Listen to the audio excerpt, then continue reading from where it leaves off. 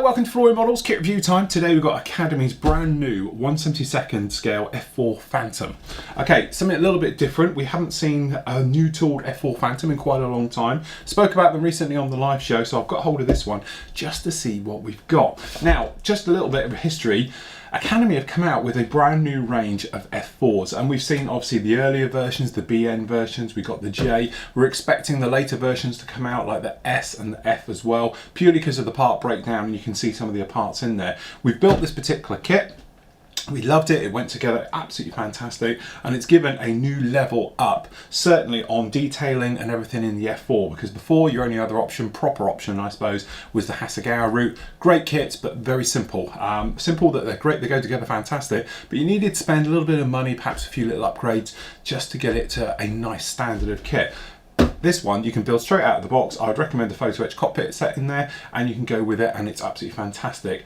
Other people now that come out, Edard, various things like that, you can get full resin cockpits for it and everything else. But 1/72nd scale we haven't seen before. So when this guy came out, I was actually really excited. Now, one of my things is wondering if this is a scaled down version of obviously the bigger kit that we've seen. So there we go. Strange box art on the front, not your normal way of doing it, I must admit, showing it actually in broken down. Quite nice to see it actually in this sort of format. But generally looking around, you can see we've got some great artwork on the box there showing this one. So this is Showtime 100, probably one of the most famous Navy Phantoms, certainly coming out of the Vietnam War. We won't bore you with a history lesson on this one, but just running around the boxes, you can see pretty much standard thing. So your kit number on this one is 12515. Okay, and then in the box. So in the box, you actually get. Let me stand this guy up here. Here we go. We've got a little bit of checking your parts before you start. We've got multiple screws, not as many as I would have thought. Bearing in mind, don't forget we've got a smaller kit going on here. So to start off with, we'll have a look at the instructions. So we've got multiple instructions and multiple warning things and all the rest of it. So from an instruction point of view, we just drag this camera out just a little bit. There we go. So starts right off the bat, down in the bottom, so we can see obviously we've got a little bit of cockpit floor, got the rudder pedals going on and the seat, little bit of cockpit work down here, okay, and then moving off, it's going to be a pull along type, so we'll do it around. Okay, so one piece upper fuselage, a couple of little parts to take out, rear bulkhead, obviously the instrument panel top going on there and everything else, and then you've got one piece engines by the looks of it going straight in the back, nice and straightforward. We've got the APU unit, the auxiliary power unit from the bottom. Looks like I've got a piece for that going down in there, and that clamshell famous F4 tail system going up in there. Very reminiscent, to be honest, this of the actual 48th kit. All right, and then we've got those doors for the APU, the tail hook, a couple of lumps and bumps down on the bottom there to go in. It's saying stickers as well, which is something I'm thinking I did spot earlier. We'll have a look.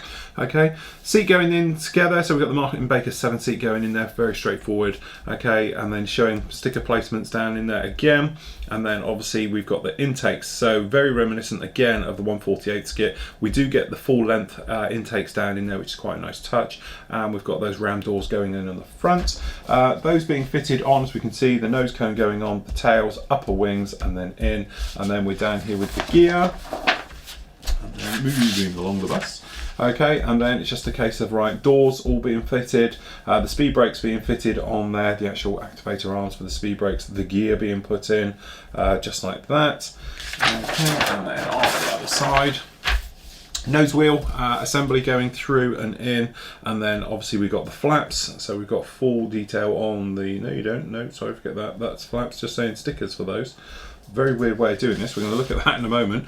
Okay, and then we've got nose door, main canopy going on there, so we've got the front pylons going down there with the sidewinder rails, we've got some tiers or triple ejection racks going down there, fuel tanks, centre tank, we've got some, looks like Mark 82 sort of things going on there, some sidewinders going in as you'd imagine, sparrows and fuel tanks, and then that is it. So there we go. So I'm intrigued to know about stickers on all this part.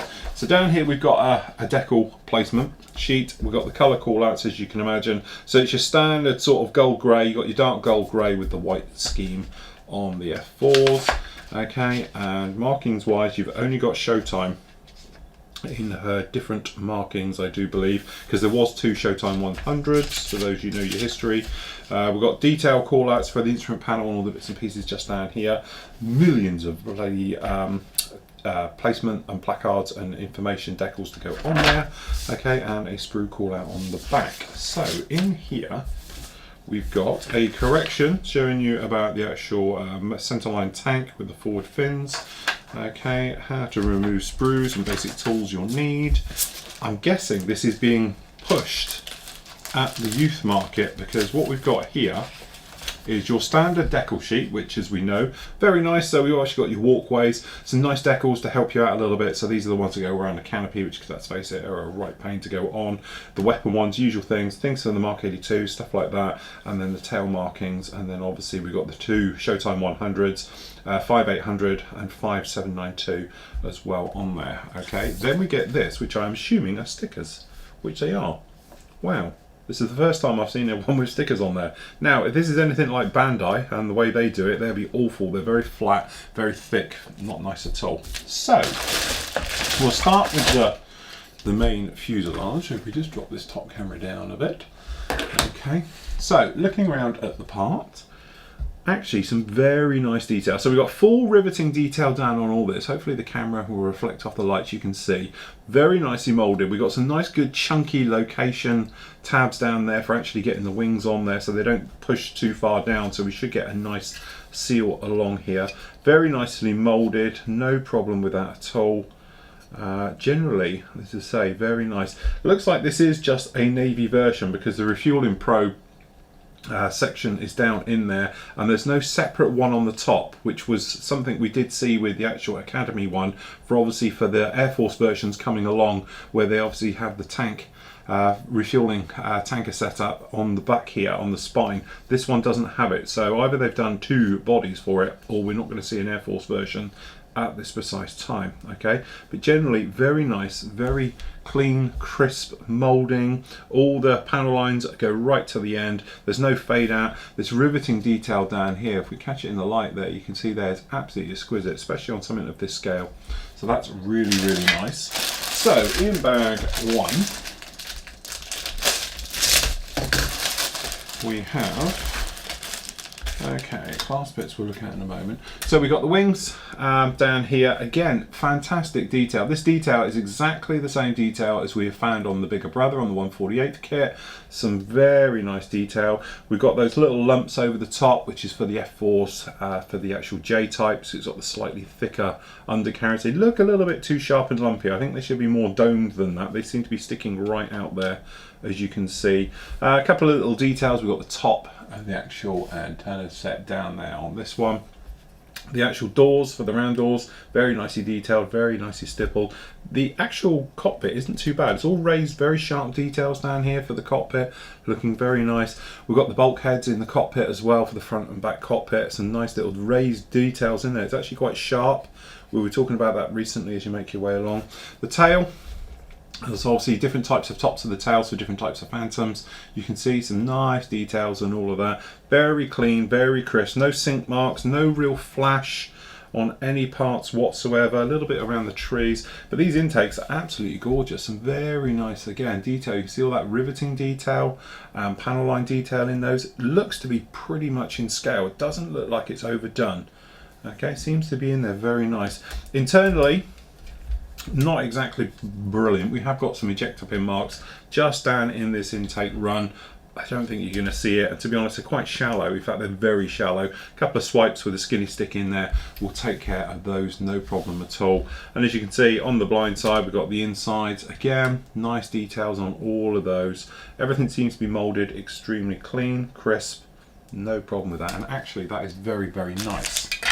Right, okay, let's have a look, work our way through the colours. Black. So this is the same as we saw in the 48th one. So you've actually got multiple colour parts, and okay, this is supposed to be dark gold grey. Okay, it's probably close in the plastic world. You've got your black bits, which obviously you'd need to do metal down here, but if it is for the kids, they are going to get away with something that's not going to need painting, if we say, and you could obviously go down the sticker route. So if you do want to get the youngsters involved with the hobby and give them something that they can just get their teeth into, it's not quite a Bandai kit where it's going to be clipped together and all the rest of it, but it should go together very, very nicely. So as we can see, we've got this nice clamshell, the metal end. You could paint this as a separate before fixing it onto the aircraft, but the thing is, this top area will need a little bit of paint, but generally some very nice details in all of those. No problem. Very fine center seam running down the middle of it that obviously you need to take out, but generally that is a very nice part. The actual cans themselves, obviously full length depth ones, so that's quite nice. I know you can't see much in there, it's just a black hole, but trust me, there is some detail in there. You got some nice bits, nothing massive, okay, but it was quite adequate. It's very nice on there. So this has got the longer burner cans from the F4J, from the J79 engine versus the shorter version for the older versions. Okay, so that's actually very nice. Down in here we've got some various lumps and bumps. We've got the instrument panels down in here. You can probably catch them off the light. They're perfectly usable. The seats are very nice. The wheels are all very nice, half wheels. Okay, so you're just going to be gluing those two halves together. The nose section itself in black. The backs of the seats, you can probably see, they're not too bad at all. Generally, I have to say, it's very impressive, very nicely done. All very clean, crisp moulding, no problem with that at all. Okay, that's weapons, we'll do that afterwards. And then last up, just down here, okay, we've got a little sprue here. So this guy just down here has got the actual, this is the first stage compressor blades for the actual engine itself, and we have the tail hook. Tail hook, very nicely moulded both sides, no real center seam to it either, so that's quite nice. Okay, the other half of the intakes, again, you can see quite noticeable these actual ejector pins down in there, and that would have to go because you actually got some nasty flash. You see it on this guy down in here, this one in here we're talking, so that would have to go. That's the first time I've seen some flash on that kit. Again, huge big locating tabs, you see them down here, these three here for the centerline tank, very reminiscent of the sort of Bandai clip it together stuff, but generally very nice. No real flash on any of the parts, there's no real burring on them either. Okay, there's not zillions of little tiny parts down here, but what you have is nice. The only thing is you've got these big hoops and stuff. Obviously it's designed for a younger modeler to make it easier to line them up and everything else. Probably a little bit overdone for the scale, but from a kid's point of view, coming into the hobby, something else like that, that does make things a lot easier. Okay, so that's generally very nice. And we've got the underside. So obviously this is all moulded in white because it is white in reality, or as close to white as we can get it. Okay, so there we go. Again, this is reminiscent for an F4J underneath because we've got lumps and bumps down on here. So I'm thinking perhaps they're not going to be doing other versions of this with this particular one. It's not like they're using multiple, you know, just base units and then adding bits to it, because these are all molded in, which is very much for the J version. Okay, we got the pylons down here, again, very nice. The tails, you can see lovely detail on all these tail planes and everything up. Actually, to be honest, the detail is absolutely fantastic on this. Okay, the doors, so we got one piece if you wanted to do them closed, or we got multiple pieces if you want to do them open. All right, and generally pretty nice. A couple of little ejector pin marks, but actually they're sunk into areas where you won't see them. Unfortunately, the major doors in the closed you will, but obviously they're going to be closed, so you won't worry about it, so I don't know actually why I'm mentioning it. The actual speed brake doors, we've got no ejector pin marks in any of those whatsoever, which is a very nice touch. We've got one ejector pin mark right in the middle of the actual front wheel, but again, that's the closed one, isn't it? So we don't have to worry. Actually, that is all very, very nice. They've actually thought about that. The ejector pins are not on the parts. We've got some very small little tiny ones down here, but they are completely out of the way. And as you can see from the inside, you've got these huge locating tabs we were talking about. You've got this one here and this one here. This is so we don't oversink the actual wing section going down in there, and generally nice. So the entire thing's going to be a nice solid chunky fit as it goes in there. But generally, I have to say, got a little bit of flash just down on this edge. Tiny little bit in there, but that's an easy clean up. Very nice indeed. Okay, your weapons fit. We have obviously duplicate sprue. You can see it down here. So funnily, actually they've done this sort of slip molding technique, which is quite nice. As you can see, these missiles are all pre-done. very reminiscent of the Great War Hobbies, the way that they've done their weapon sets. One piece molded right the way through, and the sidewinder, so you've got none of that tricky lining up the fins and getting them in and everything else. So that is very nicely done. Again, huge big locating tabs for them actually to fit into the model and everything else like that. But again, there's no real center seam or burring to them. That's all very nice. So we've got the actual bombs as well. They are done exactly the same way on these racks. Again, very nice touch with these. Extremely well done. And then down in here, we've actually got the actual wing tanks. I think 600 gallon tanks on there. We've got the two part for the actual TIA or the triple ejection rack. We've got no mirrors, which is the bigger version, the multiple ejector rack. This is just the rear plate for the engine, the way that goes. Okay, last up we have the clear parts. So let's see how clear the clear parts really are. Okay, again, it's a scale thing, it's very small. We're not really going to be expecting mass things because it's smaller. The plastic has to be a certain thickness and you tend to lose it. But I have to say, we have got a tiny, you might catch it in the light, very, very small seam line running right down the middle of it. I'll get this in as close as we can. If I can catch it in the light, you can just about make it up just down here, running down there. So there is the tiniest little seam line running right down the middle. You can catch it, there we go, just catching it in the light there. But that is extremely fine. If you're a younger modeler, you won't worry about it. A quick pass over with a sanding stick will take care of that. There's no center seam down here on the glass area itself, on the nose one. That's very nice. So we don't have an option to have open you know, actual canopies on this one unless you wanted to cut it, but obviously I don't think you'd worry about that. But that's very nice indeed. So there we go, Academy really on the Phantom range at the moment, really coming out with some nice stuff. I think this is great for a junior modeler because the way it goes together looks pretty simple and everything else, but there's enough detail in there for the more experienced modeler or the pro to really get his teeth into it and to do a fantastic job on this. I say you've got the options for open and closed for the actual gear and everything else like that. We don't have any positionable, actually, you know, flaps and stuff like that. But for a 1/72, I'd have to say that's the best one on the market at the moment.